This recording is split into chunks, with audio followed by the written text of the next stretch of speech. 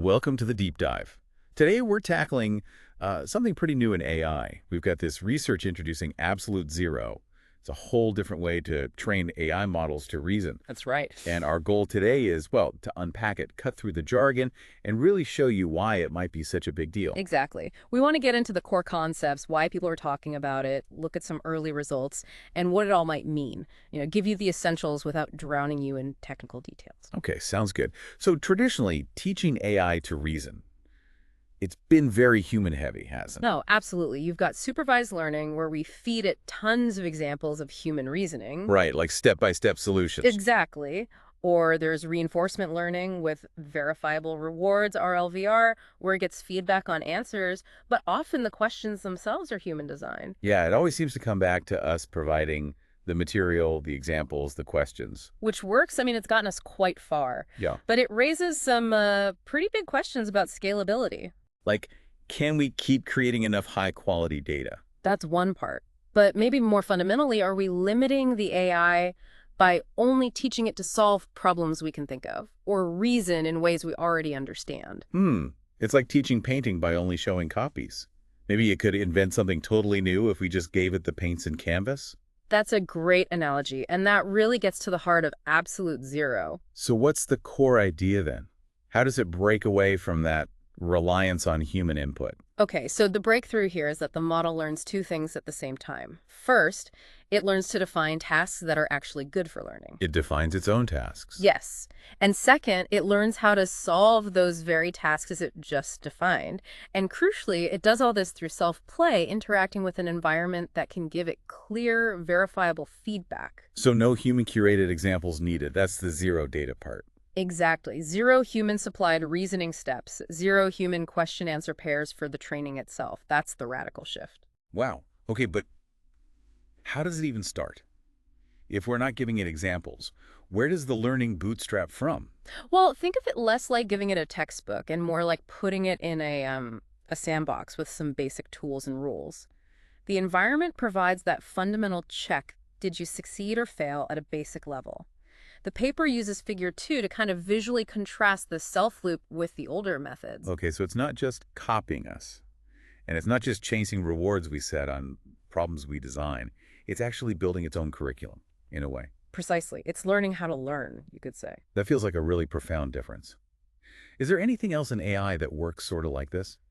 Well, the researchers point to human learning, obviously exploring the world, trial and error, getting feedback. Right. Touch a hot stove, learn quickly. Exactly. And in AI, the closest analogy is probably AlphaZero, the system that mastered Go and chess. Ah, right. DeepMind. That learned through self-play too, didn't it? It did. But AlphaZero was in the very constrained world of board games with fixed rules. Absolute Zero is aiming for something much more open-ended, much more general. Okay, taking that self-play concept out of the game board and into, well, general reasoning. Let's dig into that self-play loop. You said the model learns to propose tasks and solve them. Yes, it operates in two modes, or roles. Yep. The proposer and the solver. Figure 3 in the paper maps this out nicely. But it's the same AI model doing both, not two different AIs. That's right. It's the same underlying model switching between these two functions. Interesting. Okay, so the proposer, it comes up with a problem. What kind of problem? In their main experiments, they focused on coding tasks. So the proposer would generate, say, a piece of code and an input. Okay. Then that proposal goes to the environment, in this case, a code executor. The executor runs a code, gets the output, and essentially validates the proposal into a concrete query, program an input, and a correct answer, the output. Right, so the environment provides the ground truth. Exactly. But here's a really clever part. The proposer gets a reward too, but not just for creating any task. It gets rewarded based on the task's learnability. Learnability, what does that mean? It means the task should be, well, useful for the model's overall learning. Not too easy, not impossibly hard. It incentivizes the proposer to generate problems that are right at the edge of the solver's current ability. Ah, so it's nudged towards creating a good curriculum for itself. That's smart. Very. It avoids getting stuck on trivial stuff or banging its head against unsolvable problems. Okay, so the proposer makes a useful task, then the solver steps in. Yep. The solver gets the validated task, the query, and tries to produce the solution. So in the coding example, it tries to predict the output. Or, depending on the task type, maybe infer the input or even generate the whole program. We can get into the types later. Okay. And the solver gets rewarded based on whether its solution is correct, as verified by the environment. That's more like standard reinforcement learning feedback. And they're both trained together, the proposer and the solver, as part of the same model. Trained jointly, continuously improving together in this loop. Wow, okay. That's a really neat self-contained system. So this paper talks about the absolute zero reasoner, AZR. Is that just their name for the model trained this way? Pretty much. AZR is their specific implementation of this absolute zero idea, and they focused it, as we said, on coding tasks, using a code executor as the environment. Why coding? It's a good domain. It's incredibly complex and open-ended, allowing for diverse problems. But crucially, code execution provides unambiguous, verifiable feedback. It either works and gives the right output, or it doesn't. Makes sense. You get clear right, wrong answers. What kinds of coding tasks did AZR learn to generate and solve? They focused on three main types, which map to different kinds of reasoning: deduction, abduction, and induction. Okay, break those down for us. Sure. Deduction is like logical forward reasoning. Given the code and an input, predict the output. Standard program execution, basically. Right. Abduction is kind of reasoning backwards. Given the code and the output, infer something missing, like maybe the input that produced that output. Okay, inferring causes. Exactly. And induction is about generalization or synthesis.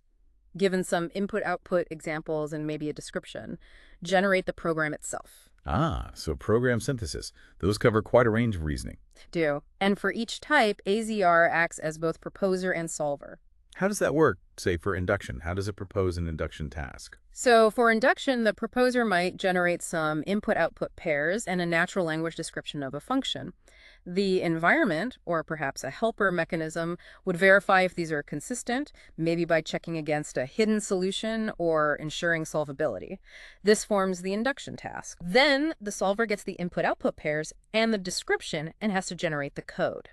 The environment then checks if the generated code correctly reproduces the given examples and maybe matches the intent.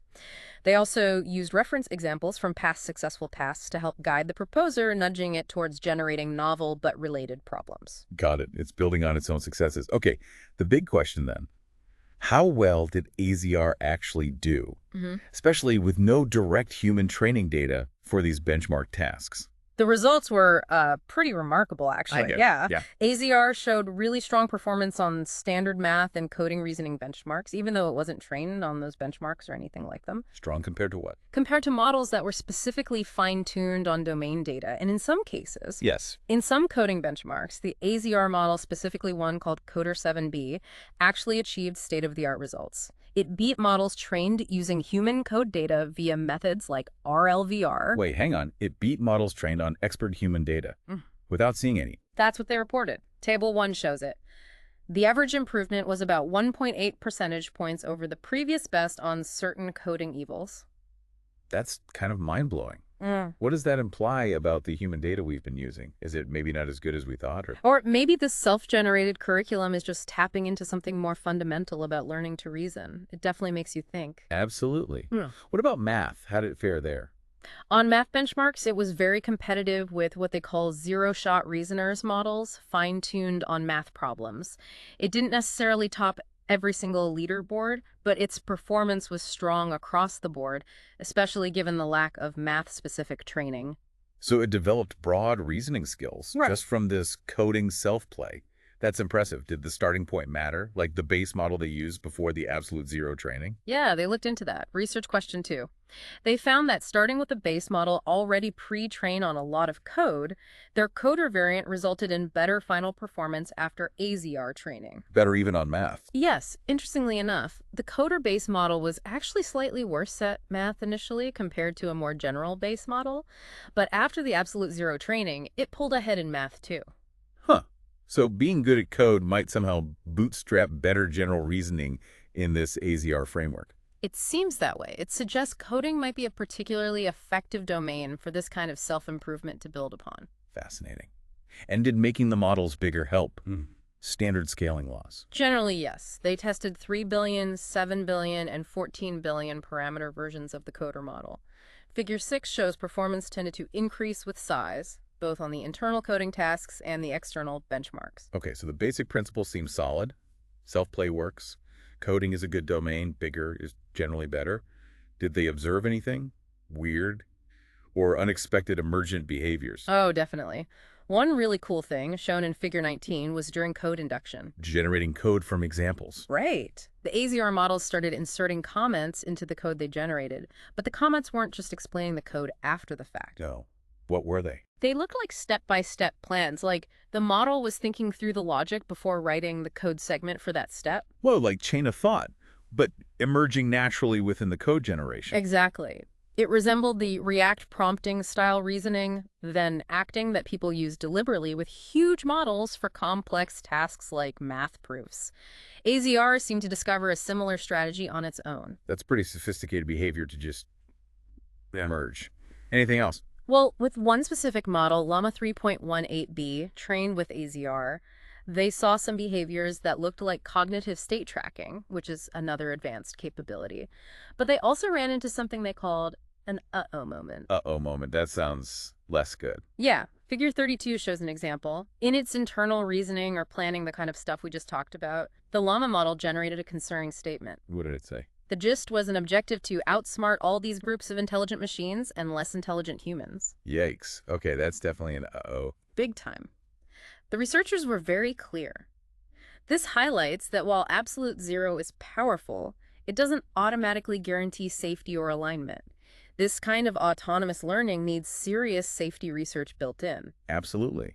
It's a stark reminder that capability isn't the same as alignment. We need to ensure these systems, especially if they're setting their own goals, have the right goals. Couldn't agree more. That's going to be critical as this approach develops. Okay, so besides the main results in these emergent behaviors, they did some ablation studies, right? Taking parts away to see what happens. Yes, to understand why it works. For instance, research question 6 asks, are all three task types, deduction, abduction, induction, really necessary? What did they find? They tried training models without induction and abduction, just focusing on deduction, and performance on the math benchmarks dropped significantly. So that variety of reasoning tasks is important. They complement each other. It really seems so.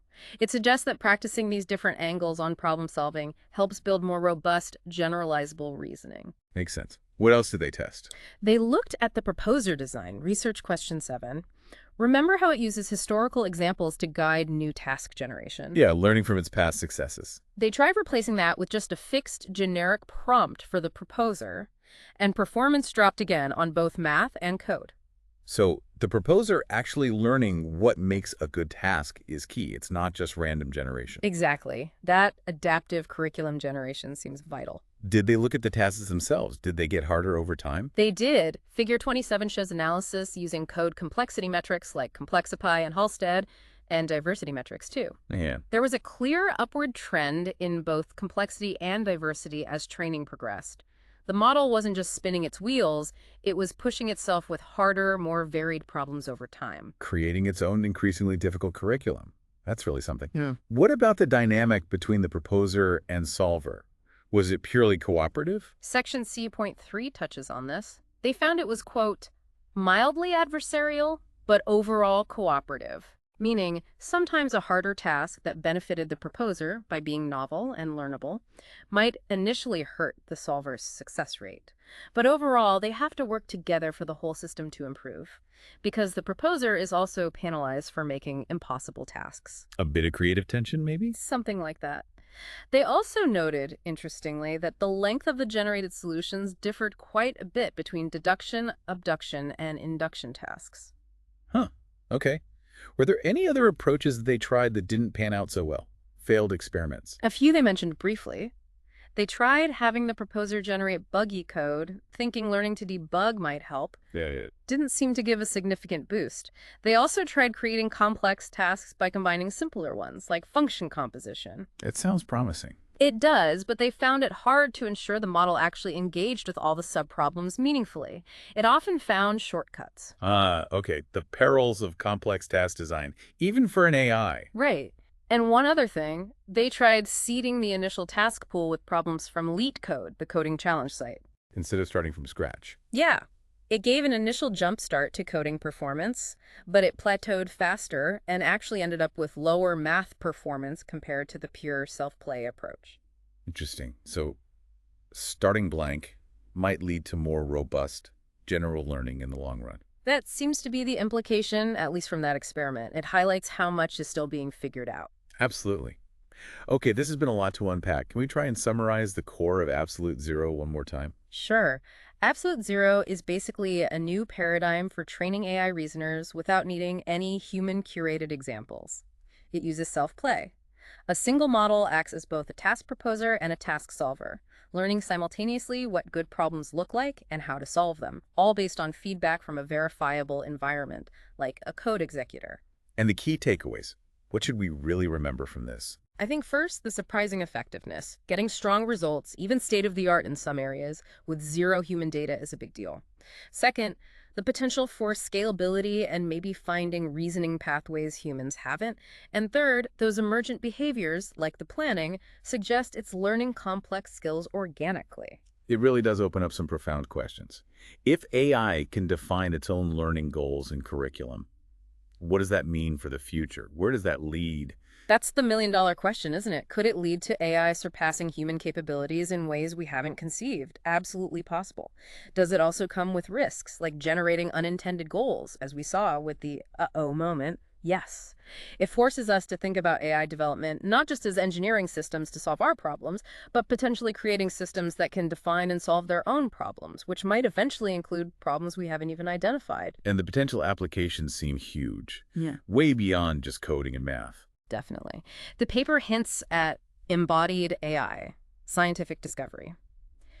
Basically, any domain where you can define an environment with verifiable feedback. And the fact they're open sourcing the code and models is great.